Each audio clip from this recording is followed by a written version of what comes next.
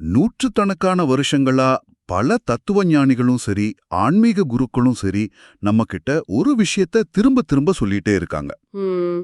அதாவது இந்த மனித உடல் ஒரு வாடகை வீடு. இது ஒரு மாயை அப்படின்ற அந்த கான்செப்ட் தானே. ஆமா, அதேதான். உடம்ப ஒரு பாவத்தின் வடிவமாவோ, இல்ல ஒரு சுமையாவோ பார்க்கறதுக்கு நாம பழகிட்டோம். ஆனா, இத இப்ப கேட்டுட்டு இருக்கிற நீங்க ஒரு நிமிஷம் யோசிச்சு பாருங்க. கண்டிப்பா. உங்களோட சதையும் ரத்தமும் கூட உங்க உயிரைப் போலவே ரொம்ப புனிதமானது அப்படின்னு யாராவது சொன்னா எப்படி இருக்கும்? நீங்க தினமும் கண்ணாடியில பார்க்குற உங்க உடம்ப இந்த பிரபஞ்சத்தோட மிக உயர்ந்த ஒரு புனித வடிவமா உங்களால பார்க்க முடியுமா? அது ரொம்ப ஆழமான ஒரு கேள்வி. உண்மைதான். 19ஆம் நூற்றாண்டுல வாழ்ந்த ஒரு தமிழ் மாமனிதர் இந்த ஒட்டுமொத்த ஆன்மீக தத்துவத்தையுமே இப்படிதான் தலைகீழா புரட்டி போட்டார். உங்களுக்கான இந்த ஆழமான அலசலுக்கு உங்களை அன்போட வரவேற்கிறேன். இன்னைக்கு நாம வெறுமனே ஒரு பழைய இலக்கியத்தை பத்தி மட்டும் பேச போறதில்ல. நிச்சயமா இல்ல. நமது ஈகோ, நமது உடல், அப்புறம் பிரபஞ்சத்தின் உச்சக்கட்ட ஆனந்தம், இதையெல்லாம் பத்தி நாம இதுவரைக்கும் வச்சிருக்கிற நம்பிக்கைகளை உடைக்கப் போற ஒரு உரையாடல் இது. ஆமா. வள்ளலார் எழுதிய அருள் விளக்க மாலையில இருக்கிற 21வது பாடலோட 4 வரிகளை தான் இன்னைக்கு நம்ம ஆழமா தோண்டி எடுக்க போறோம். இந்த 4 வரிகளை கேட்டாலே ஒரு புது வெளிச்சம் கிடைக்கும்னு தோணுது. நீங்க என்ன நினைக்கிறீங்க? கண்டிப்பா. அந்த 4 வரிகள் வெறும் கவிதை கிடையாது. ஒரு மனுஷன் தன்னோட மனசோட குறுகிய வட்டத்திலிருந்து விடுபட்டு ஒட்டுமொத்த பிரபஞ்சத்தின் மையத்தோடு எப்படி இணையறான் அப்படிங்கறத காட்டுற ஒரு ஆன்மீக வரைபடம்னு சொல்லலாம். ஆவ்! ஒரு ஆன்மீக வரைபடம். கேட்கவே ரொம்ப சுவாரஸ்யமா இருக்கு. இத சும்மா மேலோட்டமா படிச்சுட்டு போகவே முடியாது. ஒவ்வொரு வார்த்தைக்கு பின்னாலேயும் மனித உணர்வுகளோட மிகப்பெரிய அறிவியல் ஒளிஞ்சிருக்கு. அப்படி என்றால், எந்தவிதமான தாமதமும் இல்லாம நாம நேரடியா முதல் வரிக்குள்ள போயிடலாம். சரி, போயிடலாம். இந்த முதல் வரியே என்ன பொறுத்த வரைக்கும் ரொம்பவே அச்சுறுத்தலான ஒரு கருத்தை முன்வைக்குது. அதாவது, நான் என்றும் தான் என்றும் நாடாத நிலையில் ஞான வடி வாய் விளங்கும் வான நடுநிலையே. நான் அப்படிங்கிற எண்ணமோ, என்னுடையது இல்ல மற்றவர்கள் அப்படிங்கிற பிரிவினையும் இல்லாத ஒரு நிலை. இதை இப்ப கேட்டுட்டு இருக்கிற எவருக்கும் ஒரு இயல்பான பயம் வரலாம் இல்லையா? ஹர்மா, அந்த பயம் வருது ரொம்ப சகஜம்தான். அதான், நான் அப்படிங்கிற அடையாளமே அழிஞ்சிட்டா அப்புறம் அங்க நான் எதுக்கு இருக்கேன்? அது ஒரு தத்துவார்த்தமான தற்கொலை. அதாவது பிலாசபிக்கல் சூசைட் மாதிரி தெரியலையா? நான் உங்களை இடைமறிக்கிறேன். அந்த பயம் நியாயமானதுதான். ஏன்னா நாம பிறந்தது முதல்ல நான் அப்படிங்கிற ஒரு கற்பனையான கோட்டைய கட்டிக்கிட்டு தான் வாழ்ந்துட்டு இருக்கோம். ஆமா, ஒரு பாதுகாப்புக்காக. கரெக்ட். அந்த ஈகோ அல்லது அகந்தை அப்படிங்கிறது நம்மள பாதுகாக்கும் ஒரு கவசம்னு நம்ம நம்புறோம். ஆனா அந்த கவசத்தை சுமக்கிறது எவ்வளவு பெரிய மனச்சோர்வை, எவ்வளவு பெரிய பாரத்தை நமக்கு கொடுக்குது அப்படிங்கறத நம்ம யாருமே உணர்றதில்ல. அந்த கவசம் ஒரு கட்டத்துல மூச்சு முட்ட வைக்குது. எக்ஸாக்ட்லி. வள்ளலார் இங்க நான் அழிஞ்சு நீ சூனியமாகிடுவாய் அப்படின்னு சொல்லவே இல்ல. அந்த வரிய கொஞ்சம் முழுமையா கவனிங்க. ஓகே. நான் தான் நாடாத நிலை உருவாகும்போது அங்க என்ன நடக்குது? ஞான வடிவாய் விளங்கும். அதாவது உங்க ஈகோ மறைஞ்ச இடத்துல ஒரு இருட்டோ வெற்றிடமோ உருவாகிறது இல்ல. அப்போ அங்க என்ன உருவாகுது? அது முழுமையான ஞானமா, அறிவின் ஒளியா மாறுது. ஓ, இருட்டு இல்ல, அங்க ஒரு ஒளி பிறக்குது. இத கேட்கும்போது எனக்கு ஒரு விஷயம் தோணுது. நம்ம அன்றாட வாழ்க்கையில் இது சாத்தியமானு யோசிச்சு பார்த்தா? சொல்லுங்க. ஒருவேளை நாம இத சில தருணங்கள்ல அனுபவிச்சிருக்கோமோன்னு தோணுது. உதாரணமா, ஒரு மிகச்சிறந்த ஓவியர் முழு ஈடுபாட்டோட ஒரு ஓவியம் வரையும் போதோ, இல்ல நீங்க ஒரு சுவாரஸ்யமான புத்தகத்தை வாசிக்கும் போதோ என்ன நடக்குது? சுத்தி இருக்கிற உலகமே மறந்துடும். கரெக்ட்.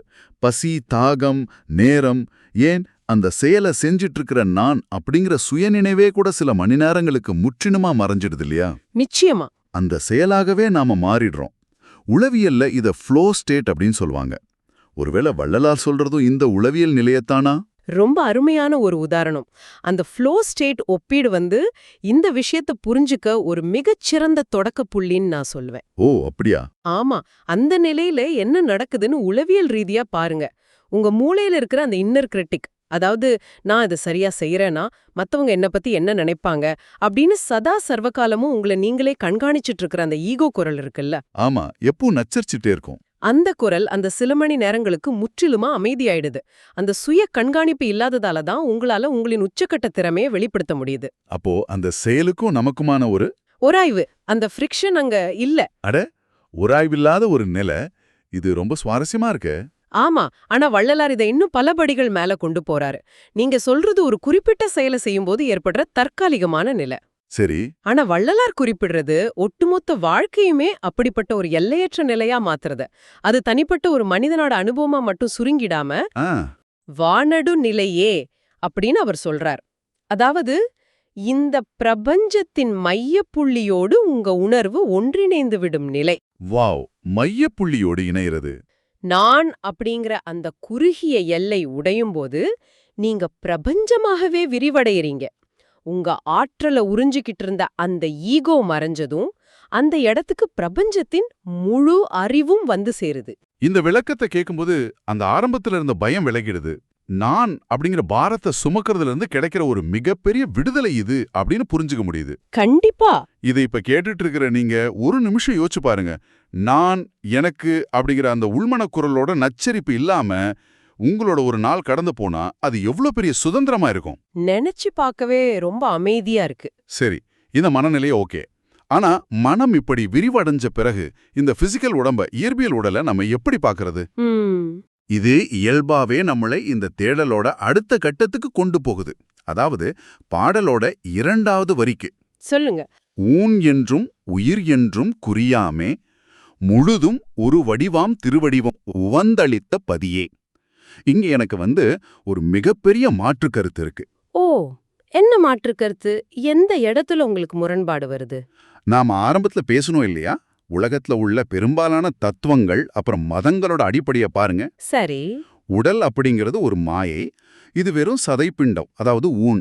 இது ஆசைகளோட இருப்பிடம், அழிஞ்சு போகக்கூடியது. உடலுக்குள்ள இருக்கிற உயிர் மட்டும்தான் புனிதமானது அப்படின்னு பிரிச்சுதானே பேசுறாங்க. ஆமா, டியூவலிசம். பல ஞானிகள் உடலை வருத்தி பட்னி கிடந்து தான் முக்தி அடைய முடியும்னு நம்பியிருக்காங்க. உடலை ஒரு பாரமாவோ இல்ல ஆத்மாவை கட்டி போடுற ஒரு சிறைச்சாலையாவோ தான் வர்ணிச்சிருக்காங்க. உண்மைதான். அப்படி இருக்க வள்ளலார் மட்டும் எப்படி நேர்மாறா சிந்திக்கிறார்? உடலையும் உயிரையும் பிரிக்காம முழுமையான ஒரு திருவடிவமா, அதாவது ஹோலி ஃபார்மா பார்க்கறாரு. ஒரு சதைப்பிண்டம் எப்படி தெய்வத்தோட வடிவமா மாற முடியும்? இங்குதான் இந்த பாடலோட மிகப்பெரிய தத்துவ புரட்சியே வெடிக்குது. அப்படியா? ஆமா, உடல தாழ்வாவும் உயிர உயிர்வாவும் பாக்குற அந்த வழக்கமான இருமை நிலைய, அந்த டியூவாலிசத்தை வள்ளலார் முற்றிலுமா தூக்கி எறிகிறார். ஆனா சதை எப்படி தெய்வமாகும்? நீங்க கேட்டீங்க இல்லையா, அதுக்கு பதில் முந்தைய வரியில நாம பேசின அந்த ஈகோ அழிஞ்சு போன நிலைய கொஞ்சம் நினைவு கூருங்க.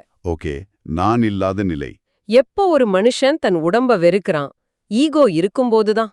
என் உடம்பு அழகா இல்ல, எனக்கு வயசாகிட்டே போகுது, என் உடம்புல நோய் வருது, இப்படின்னு உடம்போட போராடும் போதுதான் உடல் ஒரு பாரமா தெரியுது. ஆமா, கரெக்ட். ஆனா நான் அப்படிங்கிற அகந்த முழுமையா அழியும் போது உடலும் உயிரும் வேற வேற அப்படிங்கிற அந்த மாயையும் சேர்ந்து அகன்றிடுது. ஓ, அதாவது உடலுக்கும் ஆத்மாவுக்கும் இடையில நாம கற்பனையா உருவாக்கி வச்சிருக்கிற அந்த போர் முடிவுக்கு வந்துடுதுன்னு சொல்றீங்களா? மிக துல்லியமான வார்த்தை. அந்த போர், அந்த உராய்வு முடிவுக்கு வந்துடுது. வாவ். நீங்க உடம்ப ஒரு அழுக்கான வாடகை வீடா பார்க்காம அத உயிரத்தாங்களா ஒரு புனிதமான கருவியா பார்க்க தொடங்குறீங்க. அருமை. ஊனென்றும் உயிரென்றும் குறியாமே, அதாவது இது வெறும் சதை, இது உன்னதமான உயிர் அப்படின்னு தனித்தனியா பிரிச்சு குறியிடாத, வேற்றுமை பார்க்காத ஒரு அதியுன்னத நிலை அது. பிரிச்சு பார்க்காத நிலை. ஆமா, அந்த ஞான நிலையில இந்த சதையான உடம்பே ஒரு திருவடிவமா மாறிடுது. இத இறைவன் ஒரு தண்டனையாவோ சுமையாவோ மனுஷனுக்கு கொடுக்கல. அந்த வரியில வர்ற உவந்தளித்த பதியே அப்படிங்கிற வார்த்தை கரெக்ட். அத கவனிக்கணும். இறைவன் மிகுந்த மகிழ்ச்சியோட விருப்பத்தோட இந்த உடலையும் உயிரையும் ஒன்றாக்கிய அந்த புனித வடிவத்தை மனிதனுக்கு வழங்கியிருக்கான். உடலை கொண்டாட சொல்றார் வள்ளலார். நிச்சயமா உடம்பை வெறுக்காதேன்னு சொல்றாரு. இது உண்மையிலேயே நம்ம அன்றாட வாழ்க்கையே மாத்தக்கூடிய ஒரு சிந்தனை தான். இதை கேட்டுட்டு இருக்கிற நீங்க உங்க உடம்பை எத்தனை முறை விமர்சிச்சிருப்பீங்க, வெறுத்திருப்பீங்க அப்படின்னு எண்ணி பாருங்க. நிறைய முறை செஞ்சிருப்போம். ஆனா உங்க உயிரை போலவே உங்க உடலும் மகிழ்ச்சியோடு வழங்கப்பட்ட ஒரு புனித வடிவம் அப்படிங்கிற அந்த புரிதல் நம்மள நாமே நேசிக்க வைக்கும் ஒரு ஆழமான உளவியல் சிகிச்சை அப்படின்னே சொல்ல தோணுது. ரொம்ப அழகான பார்வை இது. சரி, அகந்தை அழிஞ்சிடுச்சு, உடலும் உயிரும் ஒன்றிணைந்து ஒரு புனித வடிவமா மாறிடுச்சு. அந்த நிலை உணர்வுபூர்வமா எப்படி இருக்கும்? ஒரு மனிதனுக்குள்ள அந்த அனுபவம் என்ன மாதிரியான அதிர்வுகளை ஏற்படுத்தும்? அடுத்த வரியில இதுக்கான பதில் இருக்கு. ஆமா, தேன் என்றும் கரும்பென்றும். இருங்க. தேனென்றும் கரும்பென்றும் செப்பரிதாய் மனமும் தேகமும் உள்ளுயிருணர்வும் தித்திக்கும் சுவையே. ஆனா எனக்கு இங்கே ஒரு முரண்பாடு தெரியுதே. ஓ, இங்கே ஒரு முரண்பாடா? என்னன்னு சொல்லுங்க.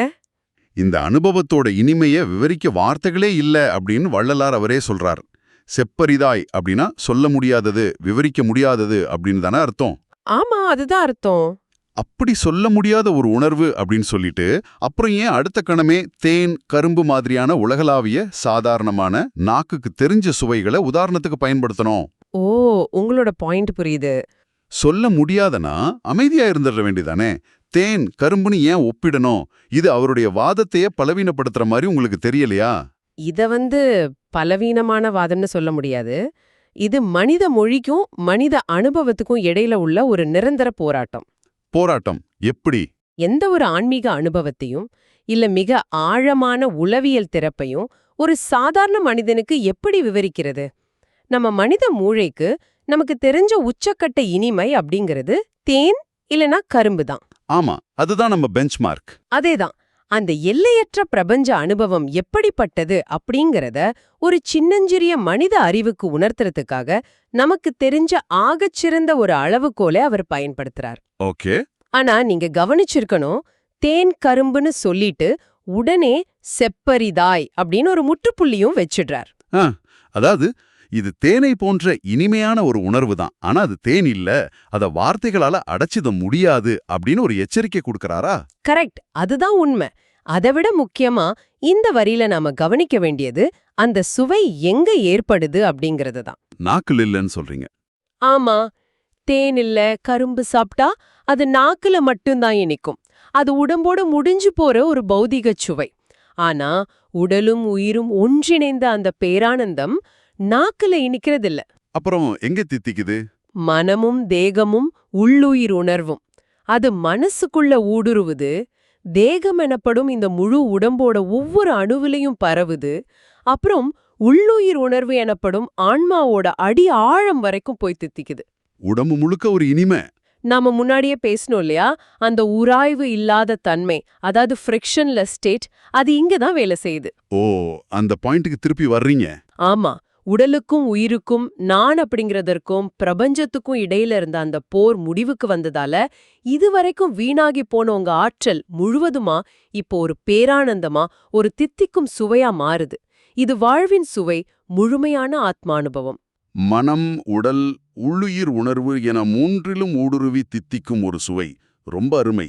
எந்தவிதமான உராய்வும் இல்லாத அந்த உச்சக்கட்ட ஆற்றால் தித்திப்பா மாறுது அப்படிங்கிற விளக்கம் மிக அற்புதமானது. நன்றி. இதை கேட்கும் போதே அந்த பேரானந்தத்தோட ஒரு சிறு துளி நமக்கும் கிடைக்கிறது மாதிரி ஒரு ஃபீல் ஆகுது. சரி, இப்போ நாம இந்த ஆழமான அலசலோட இறுதி பகுதிக்கு வந்திருக்கோம். இவ்வளவு உன்னதமான, இவ்வளவு ஆழமான அனுபவத்தை வழங்குற அந்த பரம்பொருள் எங்க இருக்கு? அவருக்கு வள்ளலார் என்ன கைமாறு செய்றார்?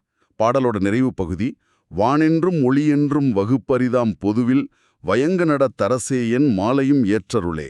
இந்த பாடல் முழுவதுமே வள்ளலார் நமது முந்தைய நம்பிக்கைகளை சம்மட்டியால அடிச்சு உடைச்சுக்கிட்டே வர்றார். கவனிச்சிங்களா? ஆமா, ஒவ்வொரு வரியிலையும் ஒரு பிரேக் த்ரூ இருக்கு. ஆரம்பத்துல நான், மற்றவர்கள் அப்படிங்கிற பிரிவினைய உடைச்சார். அப்புறம் உடல், உயிர் அப்படிங்கிற பிரிவினைய உடைச்சார். இப்ப என்ன உடைக்கிறார்? இப்போ இறைவன் எங்க இருக்கான் அப்படிங்கிற நமது இடஞ்சார்ந்த வரையறைகளையும் உடைக்கிறார். அந்த ஸ்பேஷியல் பவுண்டரிஸ உடைக்கிறார். ஓ, அந்த பரம்பொருள் இருக்கிற இடத்த வெறும் வானத்துல இருக்கார் அப்படின்னோ இல்ல அவர் ஒரு ஒளி வடிவானவர் அப்படின்னோ நம்மால சுருக்கிடவோ வரையறுக்கவோ முடியாது. அப்போ அது என்ன இடம்? அத வகுப்பரிதாம் பொது அப்படின்னு குறிப்பிடுறார். அதை யாராலையும் பிரிக்க முடியாது. அது ஒட்டுமொத்த பிரபஞ்சத்துக்கும் சொந்தமான ஒரு வெளி. அந்த பொதுவான வெளியில தான் அந்த இறைவன் இருக்காரா? அவர் அங்க சும்மா உட்கார்ந்துட்டு இல்ல. அவர் ஒரு வயங்குனடத் அரசே, அதாவது இடையராது பிரகாசமா நடனமாடிக்கிட்டு இருக்கிற நடன அரசன். காஸ்மிக் டான்ஸ்னு சொல்லுவோம்ல, நடராஜர் தத்துவம் மாதிரி. ஆமா, அதேதான். இந்த பிரபஞ்சம் அப்படிங்கிறது ஒரு நிலையான தூங்கிக்கிட்டு இருக்கிற இடம் கிடையாது. அது எப்பவுமே அசைஞ்சிக்கிட்டும் மாறிக்கிட்டும் இயங்கிக்கிட்டும் இருக்கு.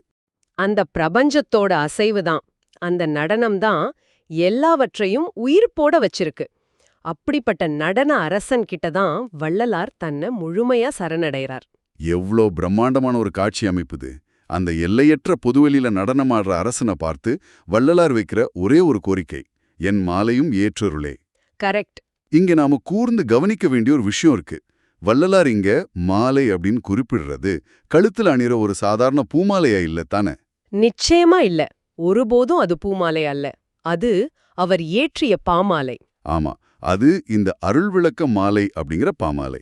அகந்தை அழிஞ்சி உடலும் உயிரும் ஒன்றாகி தேலினும் இனிய பேரானந்தத்தை அனுபவிச்ச அந்த உயர்ந்த ஞான நிலையில ம் அந்த அனுபவத்துக்குள்ள இருந்தே பிறந்த தன்னுடைய வார்த்தைகளே மாலையா தொடுத்து அந்த நடன அரசனுக்கு அணிவிக்கிறார். ரொம்ப அழகான ஒரு செயல் அது. நீயே கொடுத்தாய், அதிலிருந்து பிறந்த இந்த பாமாலையையும் நீயே ஏற்றுக்கொண்டு எனக்கு அருள வேண்டும் அப்படின்னு தன்னுடைய கலையை, தன்னுடைய படைப்பை அதனுடைய மூலத்துக்கே திருப்பி தர்ற ஒரு முழுமையான சரணாகதி இது. அல்டிமேட் சரண்டர்னு இங்கிலீஷ்ல சொல்வாங்கல்ல, அதுதான் இது. ஒரு மனுஷன் தன் ஈகோவை முழுமையா கைவிட்டுட்டான் அப்படிங்கிறதுக்கு இதை விட சிறந்த உதாரணம் இருக்கவே முடியாது. ஆமா, நான் இதை எழுதினேன் அப்படிங்கிற அகந்த கூட இல்லாம பிரபஞ்ச நடனத்துக்கு தனது படைப்பையே சார்பிக்கிறது ஒரு ரொம்ப ஆழமான புரிதல். இந்த ஆழமான அலசலோட இறுதி கட்டத்துக்கு நாம வந்துட்டோம். ஒட்டுமொத்த பாடலோட சாராம்சத்தை இப்போ நாம ஒரு சேர பார்த்தா இது எவ்வளவு தர்க்க ரீதியா உளவியல் ரீதியா கட்டமைக்கப்பட்டிருக்கு அப்படிங்கிறது விளங்கும். கண்டிப்பா. முதல்ல நான் மற்றவர்கள் அப்படிங்கிற ஈகோ என்னும் பெரும்பாரம் முற்றிலுமா அழியுது. அங்கே ஞானம் பிறக்குது. ஈகோ அழிஞ்சதும் உடலை வெறுக்கிற அந்த மாயை விலகி உடலும் உயிரும் எந்த உராய்வும் இல்லாம ஒன்றிணைந்த ஒரு புனித வடிவமா மாறுது. அந்த போர் முடிஞ்ச பிறகு மனம், உடல், ஆன்மா என அனைத்திலையும் தேனினும் இனிய ஒரு பேரானந்தம் ஊடுருவுது. இறுதியா அந்த பேரானந்தத்தை அளித்த பிரபஞ்ச பொதுவெளியில நடனமாடுற அந்த பேரரசன் கிட்ட இந்த பாமாலைய சமர்ப்பிச்சு தன்னை கரைச்சுக்கிறார் வள்ளலார். இது வெறுமனே மனப்பாடம் செய்ய வேண்டிய ஒரு பாடல் அல்ல. இது மனித மனத்தோட பரிணாம வளர்ச்சிக்கான ஒரு அறிவியல் வரைபடம். 100க்கு 100 உண்மை. தத்துவங்களை வெறும் வார்த்தைகளா பார்க்காம அதை எப்படி நம்முடைய வாழ்க்கையோட அனுபவமா மாத்துறது அப்படிங்கிறதுக்கான ஒரு நேரடி வழிகாட்டி இது. நிச்சயமா. இந்த அற்புதமான உரையாடலை கேட்டுட்டு இருக்கிற நீங்க இப்போ ஒரு கண ஆழமா சிந்திச்சு பாருங்க. வள்ளலார் அந்த பரம்பொருளை, இந்த உலகத்தோட ஆதி மூலத்தை ஒரு நடன அரசு, அதாவது தொடர்ந்து நடனமாடிக்கிட்டு இருக்கிற மாறிக்கிட்டே இருக்கிற ஒரு சக்தின்னு குறிப்பிட்டார் இல்லையா? ஆமா. நடனம் அப்படின்னா அங்க அசைவு இருக்கும், ஒரு சுழற்சி இருக்கும், ஒரு தாளம் இருக்கும். இப்போ உங்களை நீங்களே கேட்டுக்கோங்க. இந்த பிரபஞ்சம் ஒரு மாபெரும் நடனத்தை ஆடிக்கிட்டு இருக்கும் பொழுது நீங்க உங்களோட நான் அப்படிங்கிற இறுக்கமான அகந்தையையும் உங்களோட குறுகிய திட்டங்களையும் பிடிச்சுக்கிட்டு அந்த பிரபஞ்சத்தோட தாளத்தோட ஒத்து போகாம முரண்டு பிடிச்சுக்கிட்டு இருக்கீங்களா? ஒருவேளை நாளை காலை நீங்க விழித்தெழும்போது உங்களுடைய அந்த இறுக்கத்தை தளர்த்திட்டு வாழ்க்கையோட அந்த நடனத்தோடு அதோட தாளத்தோடு நீங்களும் சேர்ந்து ஆடத் தொடங்கினா இந்த உலகம் எப்படி மாறும்? சிந்திச்சு பாருங்க. ரொம்ப அற்புதமான ஒரு கேள்வி. இந்த ஆழமான தேடலோடு இன்றைய அலசலை இனிதே நிறைவு செய்கிறோம். மீண்டும் மற்றொரு அற்புதமான தேடலோடு சந்திப்போம்.